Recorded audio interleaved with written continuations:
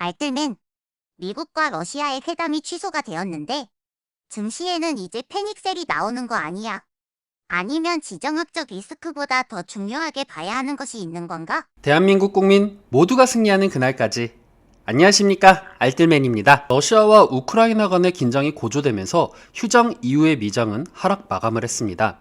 다우지수는 마이너스 1.42% 하락, S&P 500은 마이너스 1.01% 하락, 나스닥은 마이너스 1.23% 하락, 원달러는 1193원으로 전일과 지금 현재 변함이 없고요.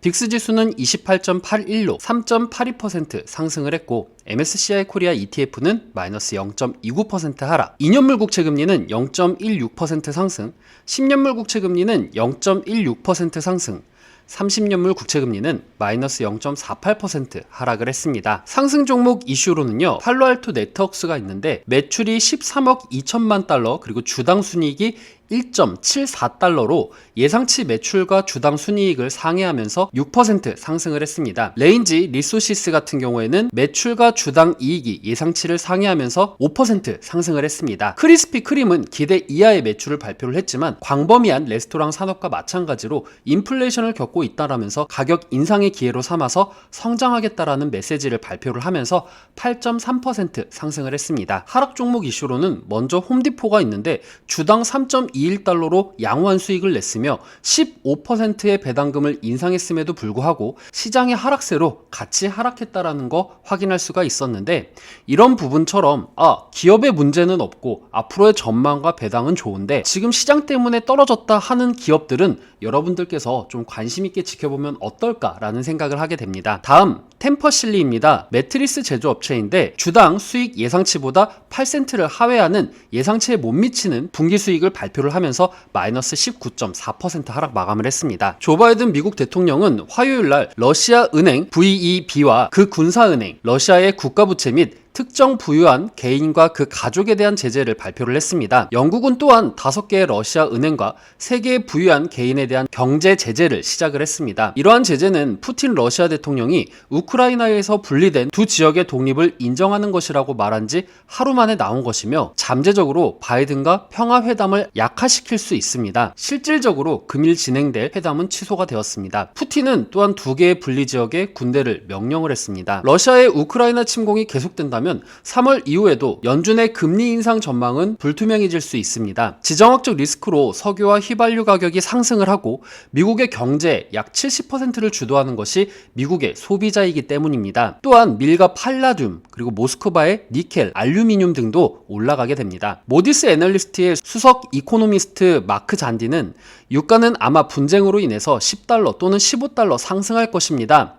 이것이 지속된다면 갤런당 약 30 또는 40센트 추가가 될 것입니다. 이는 전년 대비해서 0.5포인트 정도 상승되는 부분입니다. 소비자 인플레이션은 이미 7.5%에 이르렀습니다. 제 생각에는 인플레이션을 억제하고 완전 고용으로 돌아가려는 연준의 노력이 정말 복잡해질 것이라는 생각을 하게 됩니다. 실제로 러시아가 우크라이나에 대한 전면적인 군사 침공을 시작을 하면 가격은 훨씬 더 올라갈 수 있다라고 에너지 분석가들은 말하고 있습니다. JP모건의 수석 이코노미스트인 브루스 카스만은 이는 상황을 더욱 복잡하게 만든다라고 하면서 성장 타격이 더 거세지기 시작하는 시나리오가 있다라고 합니다. 또한 가격 인상이 성장에 해를 끼치지 않고 인플레이션을 부추기는 시나리오도 있다고 합니다. 연준이 3월 연방기금 금리의 4분의 1포인트를 인상할 것으로 예상을 하고 있으며 우크라이나 상황이 0.5포인트 인상에 대한 주장을 약화시킬 것으로 예상을 한다라고 말했습니다. 참고로 그의 예측은 올해 6번의 추가 금리 인상을 할 것이다입니다. 이런 어려운 환경 속에서도 제조업 지수가 긍정적으로 나오면서 경제가 아직 탄탄하다라는 점을 부각시켰습니다. 미국 2월 마켓 제조업 PMI는 57.5로 예상치를 상회하는 부분이었고 2월 리치먼드 여는 제조업 지수는 1로 예상치 10을 하회하는 부분이었습니다. 하지만 미국 2월 컨퍼런스 보드 소비자 신뢰 지수는 110.5로 예상치 109.5보다 상회되는 부분으로 발표가 되었습니다. 시카고 상품거래소 CME 패드워치에 따르면 연방기금 선물 시장이 올해 3월 연준이 금리 인상할 가능성을 확정적으로 100%로 보고 있고요. 25bp 인상할 가능성을 67.3%, 50bp 인상 가능성은 32.7%로 내다봤습니다. 3월 서부 텍사스산 원유 WTI 가격은 전장보다 1.28달러 오른 배럴당 92.35달러, 1.4% 상승 마감을 했습니다. WTI 가격은 장중에 한때 최고 5% 이상 오른 배럴당 96달러까지 거래가 되었습니다. 프라이스 퓨처스 그룹의 필 플린 선임시장 애널리스트는 러시아가 우크라이나 분리주의 지역으로 진입을 하면서 전면전으로 치달을 가능성이 커졌다고 우려하면서 전쟁은 글로벌 원유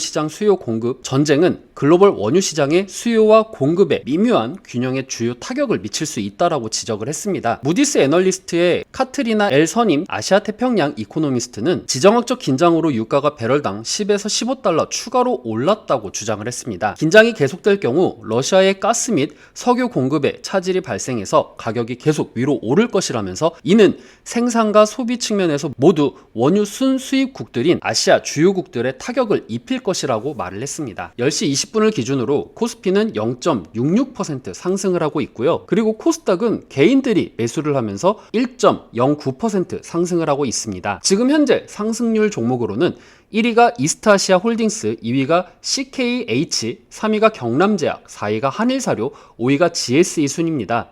그리고 신고가 종목으로는 GSE, 심텍, 미래에셋 생명자원 순입니다. 지금 현재 상한가를 기록하고 있는 이스트아시아 홀딩스는 전일 이어서 브랜드 엠파이어 인터내셔널 리미티드의 지분 49%를 인수했다라는 소식에 2일 연속 상한가를 기록하고 있다라고 이야기를 하고 있습니다. 하지만 이런 부분들이 호재로 작용할 수는 있지만 제 개인적인 생각으로는 동전주의이기 때문에 리스크에 대해서는 좀 대비를 하는 것이 좋지 않을까라는 생각을 하기는 합니다. 외국인들은 LNF, GSE, 위메이드, 파인테크닉스, 동진세미캠 순으로 매수를 했고요. 그 다음 컴투스홀딩스, JYP, 에디슨 EV, 히림, 파라다이스 순으로 매도를 하고 있습니다. 기관은 LNF, 에코프로비엠, JYP, YG엔터테인먼트, SM 순으로 매수를 하고 있고요. 바이오, FDNC, 컴투스홀딩스, 위메이드, 아프리카TV, 테스나 순으로 매도를 하고 있습니다. 특징적인 부분은 기관과 외국인 모두 LNF에 대해서 매수를 하고 있고, 그리고 기관 같은 경우에는 엔터주에 대해서 관심을 많이 가지고 있다라는 거 확인할 수가 있었습니다. LNF에 대해서는 제가 조만간 리포트를 정리를 해서 또 분석하는 시간 가져보도록 하겠습니다. 오늘 아침 23일로 예정이었던 미국의 러시아 회담이 취소가 되었습니다. 미국 러시아의 우크라이나 동부 친러시아 분리주의 세력인 도네츠크 인민공화국, 루간스크 인민공화국의 독립 승인 및 군대 파병 하루 만에 이를 침공으로 규정을 하고 미리 예정되었던 미러 외교장관 회담을 전격 취소를 했습니다. 토니 블링컨 미 국무장관은 드미트로 쿨레바 우크라이나 외무장관과 회담 직후에 한 공동 기자회견에서 나는 세르게이 라브로브 러시아 외무장관을 24일 만나서 유럽 안보에 대해 각 측의 우려를 논의한 바 있다. 단 그것은 러시아가 우크라이나를 침공하지 않을 경우에 한해서였다라면서 이같이 언급을 했습니다. 블링컨 장관은 이제 러시아의 침공이 시작됐다라면서 현 시점에서 더는 라브로브 장관을 만나는 것은 무의미하다라고 강조를 했습니다.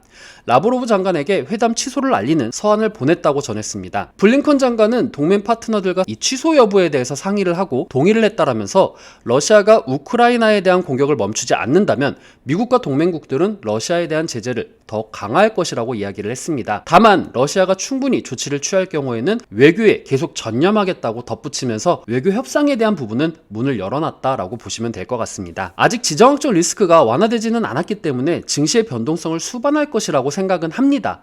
하지만 지금 지정학적 리스크가 커 보이긴 하지만 푸틴과 바이든이 이권을 위해서 움직이고 있는 만큼 이러한 부분은 해소된다라고 생각을 합니다.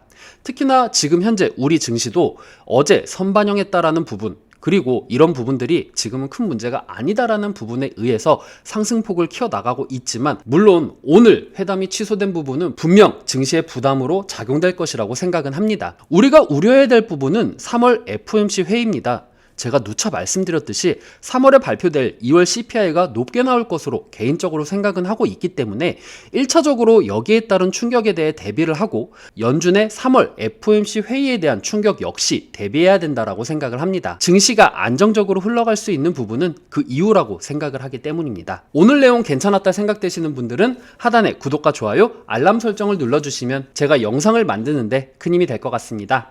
오늘도 시청해주셔서 감사합니다.